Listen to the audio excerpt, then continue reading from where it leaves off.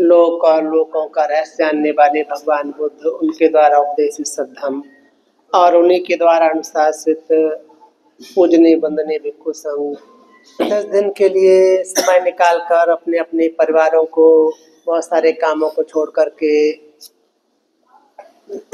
गृहस्थ जीवन त्याग करके हमारे साथ ब्रह्मचर्या कर रहे सभी सामनेर और सामनेरियाँ भिक्षु संघ तो पूरी तरह से है ही शासन में, लेकिन आप लोगों ने भी अपना अपना समय निकाल करके इस शासन की शिक्षाओं को ग्रहण करने के लिए मन बनाया और ऐसे ही इस शिविर को आगे बढ़ाते हुए, हर एक तरह की मदद करते हुए, दान पुण्य करते हुए, सेवा करते हुए उपासक उपासिकाएं अपने प्रसन्न प्रसाद की कमाई में से भोजन दान आदि करते हैं। हर रविवार को उपासक करण तेजा उनके परिवार की ओर से भोजन दान होता है। सालों सालों से ये परंपरा चला के आ रहे हैं। हमेशा ही हर रविवार को इनका भोजन रहता ही है। और प्रमुख रूप से आज का भोजन उपासक इनकलाब सिंह जलंधर से हैं। उन्होंने भी अपना मन बनाया कि बनते भिक्षु संघ को दान करना है, इतने लोग तीव्रधारी होंगे, उनको भोजन दान देना है, और भी उपासक उपासिकाएं होंगे, उनको भोजन दान देना है। वो आ नहीं सके, उनके बहनोई खत्म हो गए, तो उनका आज के दिन भोग कर जो प्रोग्राम रखा है परिवार के लोगों ने, तो इसलिए दोनों पति पत्नी आ नहीं सके। उनके और परिवार के आते बंधु आने वाले थे। जीवन ऐसा ही है, कब कौन चला जाए कुछ पता नहीं, लेकिन फिर भी परिवार में रहने वाले आती बंधु रिश्तेदार कुछ न कुछ क्रियाकलाप करने होते हैं समाज में रहते हुए, उनके कुशल को बढ़ाने के लिए दान पुण्य आदि तो वो करते हैं, तो उसमें व्यस्त हो गए। लेकिन और उनके साथ साथ और उपासक उपासिकाएं हैं, उन्होंने भी अपने अपने परिवारों से ला करके दान दिया। बहुत से लोग हैं आज अपने परिवारों के साथ अनेक तरह का भोजन लेकर के आए हैं। रामनिवास जी भी इस दान पुण्य में सम्मिलित रहते हैं। अपनी माता के उद्देश्य से हर रोज किसी का भोजन हो उसमें सम्मिलित होते हैं। इस तरह से ऐसी परंपराएं जब पड़ जाती हैं समाज में कि हम तो रोज खाते ही हैं, अपनों को तो खिलाते ही हैं, नाते रिश्तेदारों को तो खिलाते ही हैं, इनको देने का इतना कोई अधिक पुण्य नहीं होता, क्योंकि वहाँ तो बदले की भावना रहती है। जब रिश्तेदारों को बुला करके हम अच्छा भोजन कराते हैं, स्वागत सम्मान करते हैं, तो उम्मीद करते हैं कि रिश्तेदार हमारे जो हैं जिनको हमने बुलाया वो भी हमें कभी बुलाएंगे, वो भी हमारा मान सम्मान रखेंगे या हमें अच्छे से भोजन बनाकर खिलाएंगे। लेकिन भिक्षु संघ को दिए हुए दान से इतनी उम्मीद नहीं करते कि बनते लोग भी ऐसी घुटनों पर बैठ बैठ के आपको खिलाएंगे या बहुत अच्छा बनाकर खिलाएंगे, ऐसी कोई उम्मीद नहीं करता। उम्मीद करे भी तो भी ये संभव नहीं होता। तो इस तरह से त्याग की भावना चित्त में रखते हुए इनको दिए का पुण्य मिलेगा, हमें भी कुछ न कुछ करना चाहिए। जिनसे जो बन पड़ता है तो मिल करके लोग दान पुण्य करते हैं अपने परिवारों से, सबको अपने हाथों से परोस कर खिलाया, बहुत उत्तम है, बहुत अच्छा है। ऐसे कर्म करना, दान पुण्य करना, सेवा करना, मिल करके जो लोग दूसरे लोग दान पुण्य कर रहे हैं उनमें सहयोगी बन जाना, अनुमोदन करना, बहुत पुण्यवानों को ये अवसर मिलता है, पुण्य संचय होता है। तो आप लोगों ने ऐसे आकर के ये दान पुण्य किया है। दान पुण्य करते हुए हम लोग ये उम्मीद करते हैं कि शील का पालन करते हैं, दान करते हैं, त्याग करते हैं, इनका त्याग बढ़ता हुआ धीरे धीरे शील का पालन बढ़ता हुआ भवचक्र से छुटकारा दिलाने में सहयोगी बनेगा। जो इस तरह की चेतना रखते हैं, इस मार्ग के हैं, रास्ते पे चलने वाले हैं, अगर ऐसे रास्ते पे चलने वाले नहीं भी हैं तो भी दान पुण्य करते हैं, सेवा करते हैं, तो भी उनके लिए सुगति प्राप्त करने में तो सहयोगी बना ही जाता है। जिसको स्वर्ग संपत्ति कहा जाता है उसको प्राप्त करने में सहयोगी बना ही जाता है। दानशील की भावना कर, दानशील का उपयोग करता हुआ, पालन करता हुआ कोई व्यक्ति इस तरह से इस पूती काया को त्याग करके और अच्छे से अच्छे जन्म को ग्रहण कर लेता है। ये दान की ऐसी विशेषता पाई जाती है। पर भगवान बुद्ध की शिक्षाओं में विश्वास करने वाले लोग निब्बान के हेतु से दान करते हैं कि हमें भी छुटकारा मिल जाए दुखों से। जहाँ जहाँ जन्म ग्रहण करते चले जाएं, कुसंग को दान दे करके ऐसी भावना करते हैं कि जहाँ जहाँ जन्म मिले हमें सुख संपत्तियाँ मिले, दीर्घायु मिले, वर्ण संपत्ति, धन संपत्ति आदि सभी हमें प्राप्त होती चली जाएं, ऐसी भावना लोगों की रहती है। और बहुत सी चर्चाएं बनते लोग कर ही रहे हैं, भिक्खुनियाँ हों चाहे भिक्खु संघ है, आपस में चर्चा करते हैं। पूज्य बनते जी पढ़ा रहे हैं, उसके बीच में भी चर्चाएं होती ही रहती हैं कि किस किस तरह से लोग पुण्य कर्म करके कहाँ कहाँ प्राप्त, कहाँ कहाँ कौन कौन सा फल प्राप्त करते हैं, कहाँ कहाँ कैसे कैसे उत्पन्न हुए हैं। आज भी भगवान बुद्ध के समय दान पुण्य करने वाले उस सुख का उपयोग कर रहे हैं, ऐसा जानने वाले जानते हैं, देखने वाले देख लेते हैं कि सबके बस की बात है नहीं।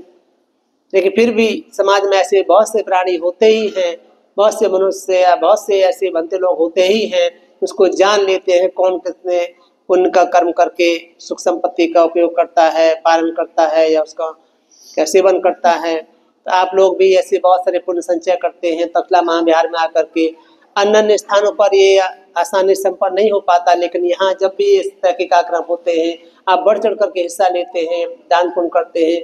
हर बार मेरे मन में उदासी आती है कि अब इस बार कर लिया, अगली बार नहीं करेंगे, फिर पता नहीं होगा कि नहीं हो पाएगा, कैसे होगा, फिर कर लेते तो फिर कहते अरे अब नहीं करेंगे क्योंकि बहुत परेशानी आती है, फिर हो जाता है, आप लोग फिर आगे आ जाते हैं।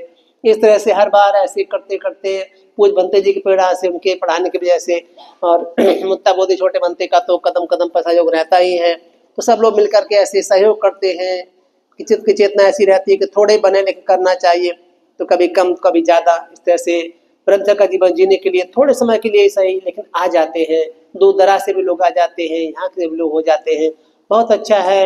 ये जीवन में अवसर कम मिला करते हैं, लेकिन मिल जाए तो सदुपयोग करना ये समझदारी है, यही ज्ञान का रास्ता है। इसी पे चलकर कोई व्यक्ति आगे निकलता है, दुखों से छुटकारा पाता है। ये भावना बढ़ते बढ़ते इस मार्ग पे चलते चलते समय ऐसा आ जाता है जैसे अन्नों के समय भी आया। बुद्ध वचनों में ऐसी घटना आती है, बहुत सारी चर्चाएं आती हैं दान पुण्य की, त्याग की, उनमें ऐसी घटना और है। एक समय की बात है कि बनारस का राजा, बनारसी बड़ी प्रसिद्ध नगरी रही है, सभी बुद्धों के समय इसका नाम बनारस बन जाता है। कभी कभी किसी चेंज एक आध बार हुआ है, बाकी सब बनारस ही रहता है, वाराणसी ही रहता है। तो बनारस के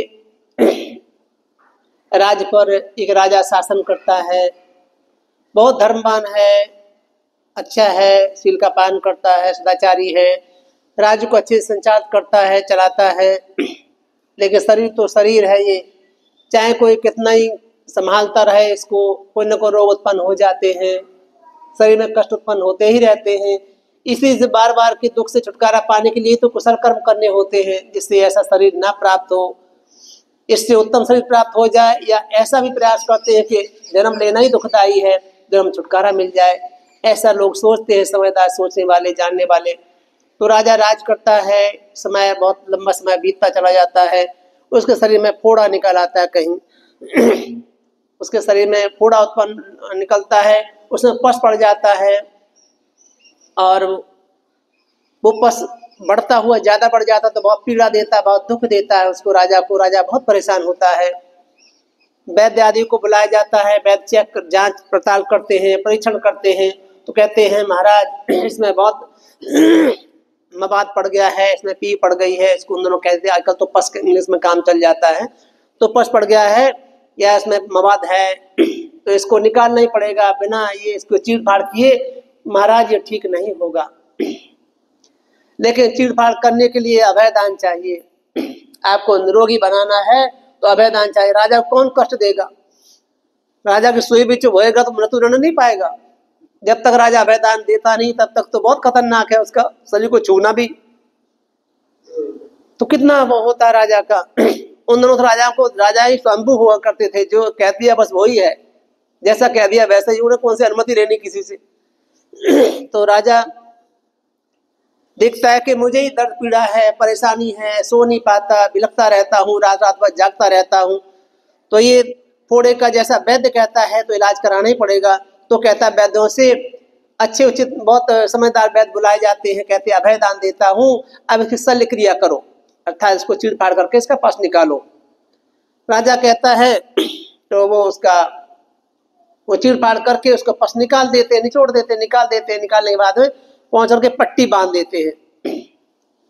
कोई फोड़ा वैसा रहा होगा तो उस तरह से उसको फोड़ा, तो अब वो उसको कह दिया राजा को कि महाराज आपको ये खाना, ये नहीं खाना, ऐसे करना, ऐसे नहीं करना है। तो इस तरह से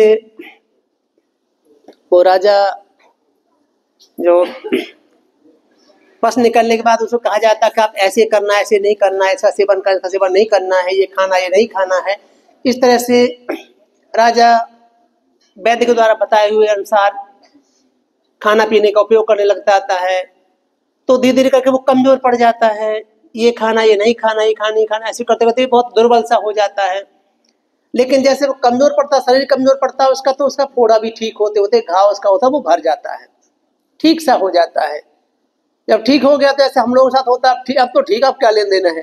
फिर जुड़ जाते हैं उन्हीं काम भोगों में, उन्हीं खाने पीने में, तो खूब जम के खाता। कुछ पिछली बारी कसर पूरी करनी होती ना, फिर अभी तो खा नहीं पाए, खूब खाएंगे, ऐसे करके ना होता लोगों में।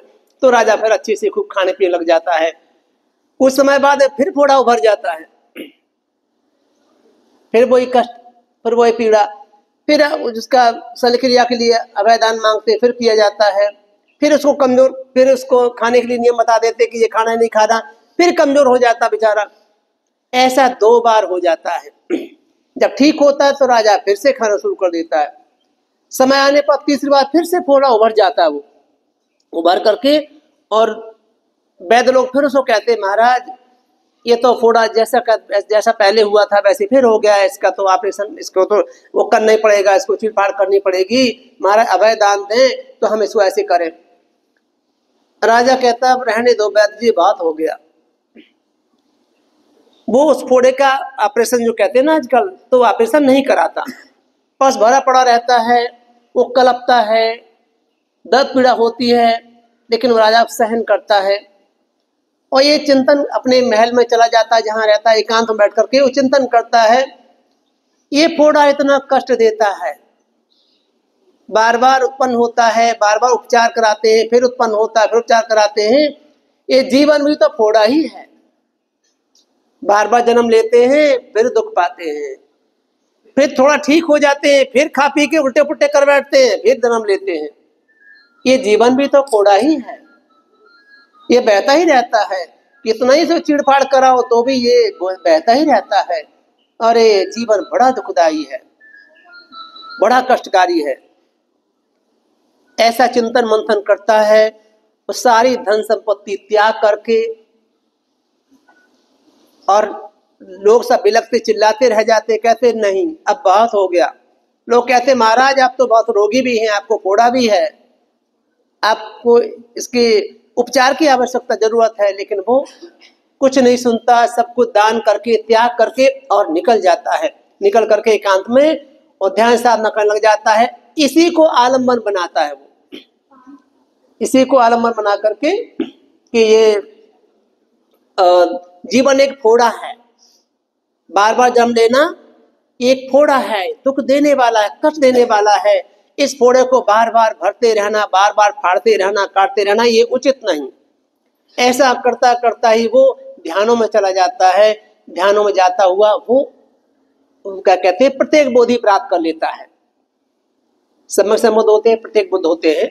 तो वो प्रत्येक बोधि प्राप्त करके वहीं से जीवन का अंत कर लिया कि बार बार अब ये फोड़ा उत्पन्न नहीं होगा, बार बार ये फोड़ा नहीं भरेगा। ऐसा सोचते हुए वो जो है ना अपना, ये कहा जाता है कि सभी के सभी प्रत्येक बुद्धों का निवास होता है, वो गंधमूल पर्वत कहलाता है। तो उस पर्वत में वो चले जाते हैं, जाकर के वहाँ ध्यान रहते हैं और अपना जब तक जो जीवन होता है जीवन जीते हैं। बाद में वो परिनिष्ठ हो जाते हैं। कहना चाहते थे घटना को सुना करके कि जीवन ऐसे ही हमारा चलता रहता है। हम बार बार प्रयत्न प्रयास करते हैं सुखी होने के लिए, फिर दुख में पड़ जाते हैं, फिर सुख में प्रयास करते हैं, फिर दुख में पड़ जाते हैं। जीवन बार बार जन्म लेते रहते हैं, मरते रहते हैं, खपते रहते हैं, ये चलता ही रहता है। कोई ना कोई इसमें समझदार लोग ऐसे उत्पन्न होते हैं कि बार बार ये ना बढ़े, बार बार ये दुख उत्पन्न ना हो, तो पुण्य संचय करने में लग जाते हैं, या समय समय पर गृह त्याग करके ऐसे ब्रह्मचर्य का जीवन जीने लग जाते हैं। ज्यादा नहीं बढ़ा पाते तो कम बढ़ाते पुण्य, लेकिन बढ़ते बढ़ते एक समय ऐसा आ ही जाता है कि बार बार उत्पन्न होने वाला कूड़ा नष्ट हो जाता है, हमेशा के लिए रुक जाता है।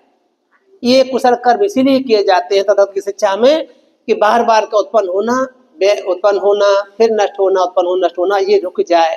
तो जो उपासक उपासिकाएं ऐसे छोटे छोटे त्याग में लगे रहते हैं, छोटे शुरू कर करके बड़े बड़े त्याग किए जाते हैं। हम लोग बार बार कहते हैं जब छोटी सी थोड़ी सी आग होती है तो हमें उसको बचाने के लिए कैसे हाथ लगाते हैं, तीली जला करके ऐसे करके संभाल के हवा न लग जाए, बुझ न जाए। लेकिन जब वो आग अपना रूप पकड़ लेती है, ठीक से जल जाती है, तो वही छोटी सी आग बढ़ते बढ़ते नगरों को जला देती है, जंगलों को नष्ट कर देती है। और फिर वो ये नहीं देखती हरा है पेड़ के सूखा है, सबको जलाते जलाते नष्ट करते चले जाती है।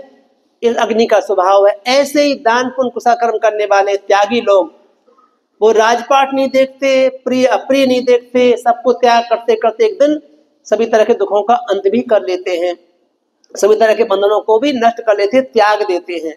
ये त्याग वहां तक लेके जाता है अगर कोई तथागत शिक्षा को ठीक से समझता है, आर्य दृष्टि आर्य विनय से विनीत हो जाता है, आर्य दृष्टि से युक्त हो जाता है, तो ये दान पुण्य कुशल कर्म थोड़ा सा किया भी व्यक्ति को बढ़ते बढ़ते महान पुण्य कुशल कर्म संपादित करने के लिए ले जाता है। वहां तक त्यागमय जीवन जीना शुरू कर देता व्यक्ति।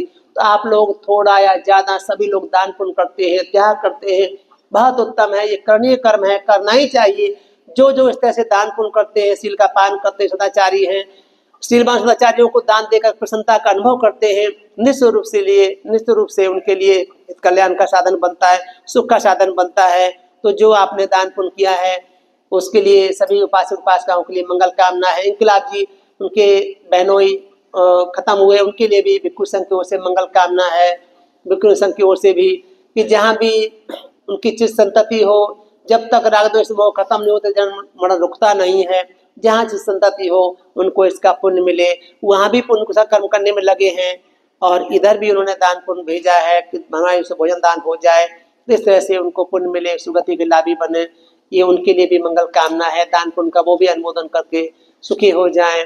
और आप लोग जो भी आए हैं सभी लोग अपने अपने परिवारों से, दूर दराज से, कोई कहीं से कोई कहीं से, सभी लोग आकर के दान पुण्य कर रहे हैं। चंडीगढ़ से भी लोग हैं, इधर क्या कहते हैं लुधियाना से भी है, दूर दराज गाँव देहात से जो भी आए हैं सभी अपने अपने काम छोड़ करके, कोई फ्रूट लेके आया है, कोई मिठाई लेकर के आया कोई घरों से, कोई मालपुआ, कोई खीर, कोई पूड़ियाँ, कुछ न कुछ लोग बना करके लेके आए ही हैं। इस तरह से यहाँ भी इन लोगों ने जगते हुए रात को भी विजय बोधी हों, चाहे शिव कुमार हों, कहते इंदर हैं, ये और लोग भी बहुत सारे लोग इसमें लगे रहते हैं। रामनिवास भी सुबह तड़के आ जाना और लग जाना, ऐसे बहुत सारे उपासक उपासिकाओं ने मिल करके इसमें सहयोग किया है दान पुण्य तैयार करने में। सभी लोग साधुवाद के पात्र हैं। सभी के कुशल कर्मों का अनुमोदन करता हूँ कि जिस तरह से आपके सबके सहयोग से ये शिविर संपन्न हो जाते हैं। बाद में ऐसा सोचते भी है कि ना करें, लेकिन फिर भी आप सबके सहयोग से उत्साह दे करके, आपके पुण्य संचय की इच्छा को देख करके, आपके दान पुण्य को देख करके हम लोग बार बार इसको फिर आयोजित कर लेते हैं और आप बड़े लगन के साथ में इसको संपन्न करा देते हैं। तो थोड़ा सा इस समय और बचा है, 5 दिन तो हो ही गए, 12 से लेकर के आज 12 को मिला करके अब थोड़ा सा समय और है। तो इसमें भी आप लोग बढ़ चढ़ के इसमें सेवा सत्कार करते रहो, सेवा देते रहो, आकर के सुनते रहो।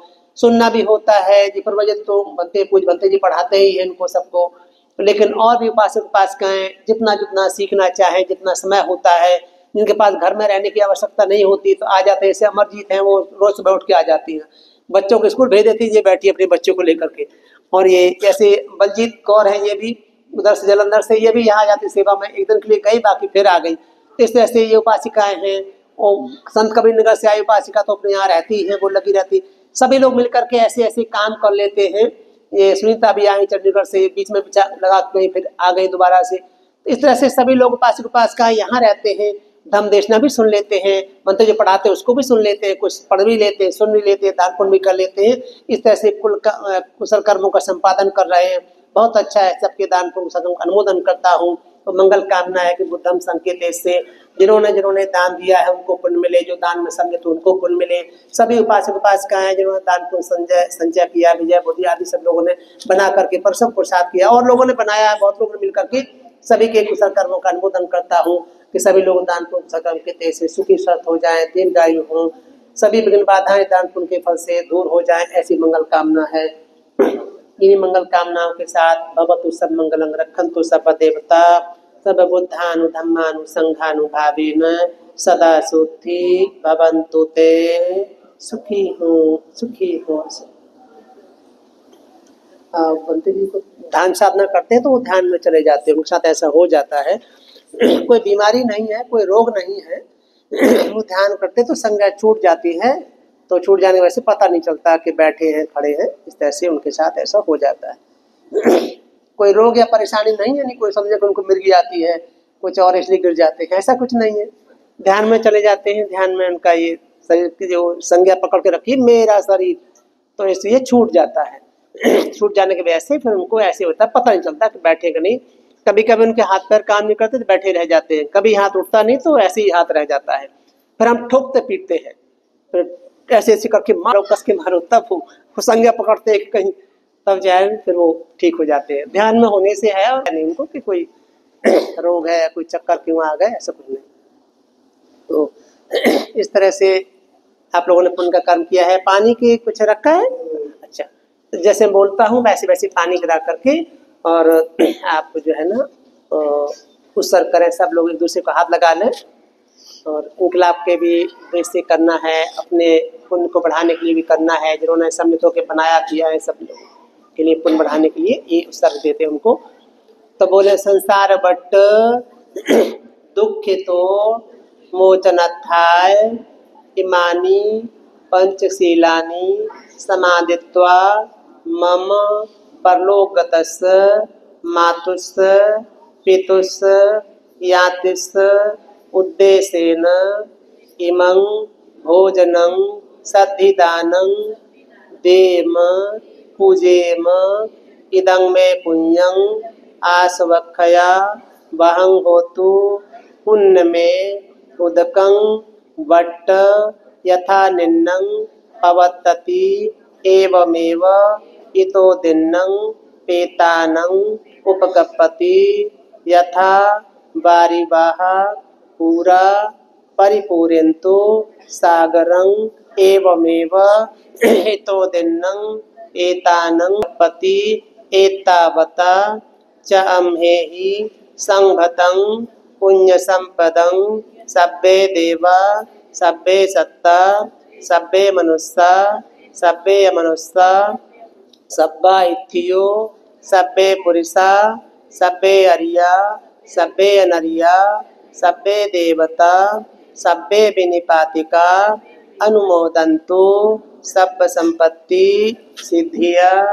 साधु साधु साधु नमो तस् भगवतो अरहतो सम्मा सम्बुद्धस्स नमो तस् भगवतो अरहतो सम्मा सम्बुद्धस्स नमो तस् भगवतो अरहतो सम्मा सम्बुद्धस्स दुख पत्ता चने दुख भय पत्ता चने भया सुख पत्ता चने सुख हुंतो सापे पिपानिनो एतावता च तुम्हेहि संभतं पुण्यं सापे देवायनुमोदन्तो साप संपत्ति सिद्धिया दानं ददन्तु श्रद्धाय शीलं रक्षन्तु सर्वदा भावनाभिरता हुन्तु दुदेवता गता सर्वे बुद्धा बलप्रदा पच्चेकानं च यं बलं अरहन्तानं च तेजे रक्षं बन्धामि सर्वसो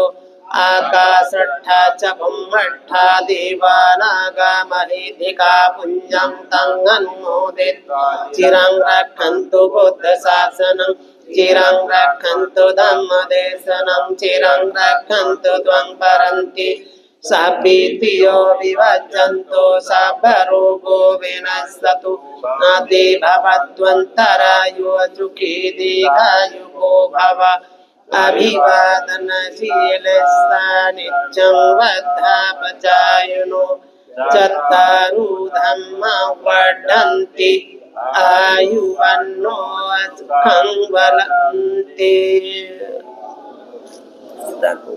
ऐसे सभी सकल पूरे हो, सभी सुख अनुमोदन करे, उनसे सभी सुखी हो जाएं, सबके निपान का हेतु बने, सदा सुखी हो, सुखी